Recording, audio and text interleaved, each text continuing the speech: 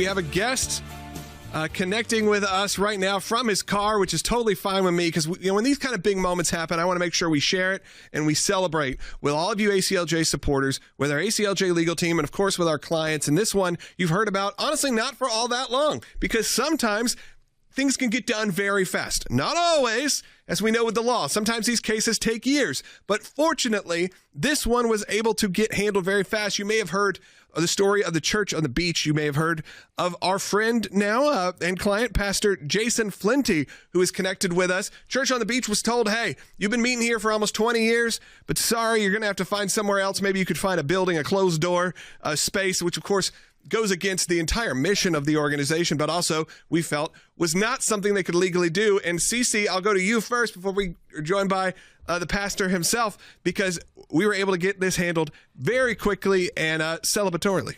Yes, absolutely. After we were contacted, we sent a demand letter on March 6th telling the county of Los Angeles what the problem is with this new policy that the executives had implemented. And basically, like you said, here's a church that's been meeting on the beach, Redondo Beach, for 18 years, and now this new policy says, wait, it only applies to religious organizations, and we're going to limit you to 6, but only 2 of those actually could they have at the same location. So really limited them to 2. So every Sunday, they went from every Sunday having church to now they could only do it twice. We got involved, and we have a good resolution. A very good resolution. We'll get to that because, Jason, you're joining us. Pastor Jason, tell us how you got in touch with the ACLJ. What happened? Give people a little bit of backstory on this situation, because it's very exciting that when things are get done fast, when our team gets into action.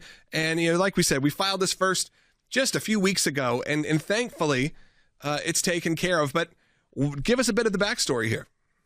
Yeah. First of all, thank you so much. And to all of the ACLJ supporters and donors, thank you from the bottom of my heart. There's no way we could have gotten done what happened without ACLJ. So God bless ACLJ and all the people that support. We'd been doing this for 18 years, and then apparently there was a new policy change that went into effect in 2024 that we weren't aware of because we filed for our permit at the end of 2023. And so at the end of 2024, around October, that's when I contacted the county to start the permit process for 2025, and I was informed that there's a new policy in place and we would only be allowed to meet there 2 times, just like Cece said. And we did not know what we were going to do. There's a couple of people in our church that are supporters of ACLJ and follow the radio programs and podcasts. I wasn't personally familiar with ACLJ at that time, and they said, you've got to write in and contact. So we did, and we heard back from Nathan right away. And Nathan and Ben started working us through what the process is going to be like. Like Cece mentioned, we were able to send a legal demand letter in, and within a matter of weeks, this was taken care of. This is fantastic. And look, this is the power also of you ACLJ supporters. Again, Jason didn't know about us. He hadn't heard about us. We're a big organization, but you know what? It's not necessarily floating on everyone's, radar. But what's great is there are people in his church who said, hey, I know who you should contact. You should contact our team. And let's give an answer of, I guess, what that victory really is. What does that look like? We didn't necessarily even have to get to court. Right. Sometimes it's fun to get to court. We didn't get to court this time. We just received a response letter, and it basically from the Los Angeles County Department of Beaches and Harbors. They capitulated. They said that they acknowledge that its beach and harbor use licensing policy and other policies pertaining to access to beach use on its face and application must be content neutral and applied in the same manner regardless of the religious or non-religious nature of the activity, and they're going to immediately withdraw the policy to limit permits for religious activities, and they will now process all permit applications under the same standards, which is exactly what we demanded and is exactly what the Constitution demands. So it is a win across the board, not only for our clients, Church on the Beach, but for any religious organization who wants to apply for a permit on the beaches of California. And when you hear an issue like this arise out of somewhere like California, you may immediately go to, well, this is going to be a years-long battle. They're going to do it. But you know what? There are people in power who actually are going to get these demand letters, and a lot of them are realizing that people below them are going rogue and are doing things that really are not right.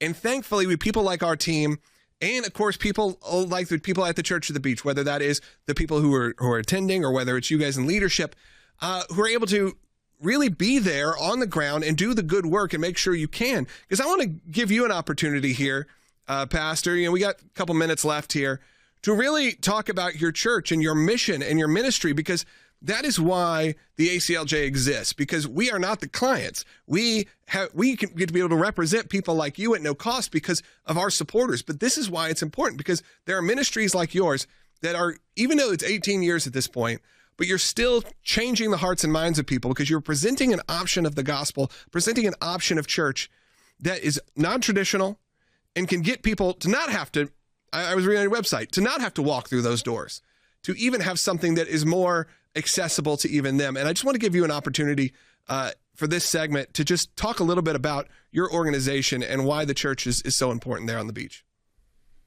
Yeah, thank you. Nothing against churches that meet in buildings. I love churches that meet in buildings. Yeah.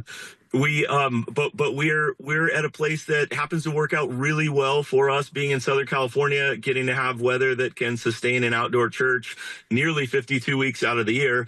And, the beach is a place that a lot of people will go to as they're processing big things in their life. It could be relational issues, health issues, financial issues, things that everybody goes through. But because we live by the beach, we notice a lot of people will go to the beach to process in that open space, the ocean air, going for walks, bike rides.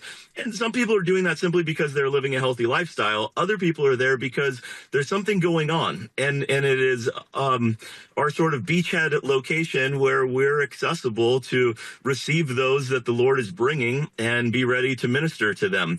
We provide a regular full-on church service. We have worship music, an expository preaching for 45 minutes, prayer, communion, baptisms, everything that you would do inside a building, we're doing out in public on the sand.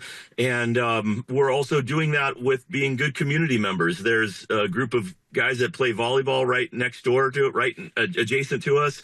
Surfers are out front. The lifeguards are going by. The county maintenance trucks are going by. And we're always waving and smiling.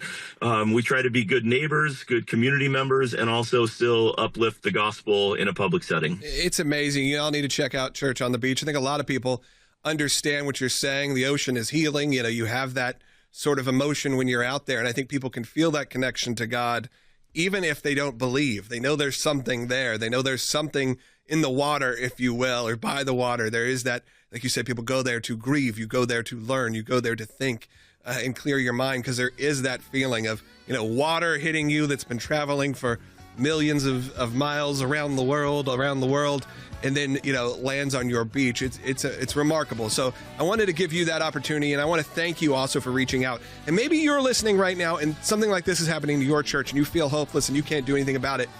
We can be there for you. And look, these are the ones that we can celebrate and are great because they get done so quickly. We're able to take care of it. And this is why you support the work of the ACLJ. Because of people like Pastor Jason, you hear his story.